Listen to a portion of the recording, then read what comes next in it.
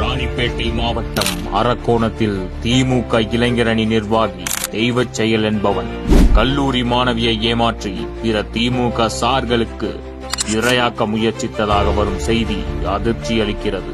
இந்த வழக்கில் எஃப்ஐஆர் பதிய அலைக்கழித்த ஸ்டாலின் மாடல் அரசின் காவல்துறை அரக்கோணம் தொகுதி கழக சட்டமன்ற உறுப்பினர் திரு சு இரவி அவர்களிடம் மாணவி முறையிட்ட பிறகே எஃப்ஐஆர் பதிந்துள்ளது.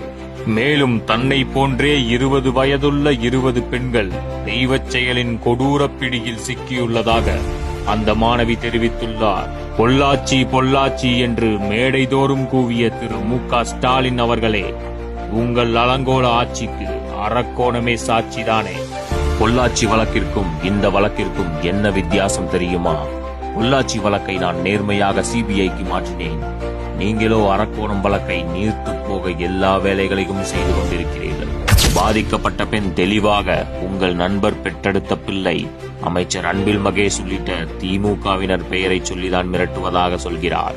குறிப்பாக அமைச்சர் அன்பில் மகேஷின் PA உமா மகேஸ்வரன் என்பவருக்கு தன்னை இரையாக்க முயற்சித்ததாக அந்த மாணவி கூறுகிறார்.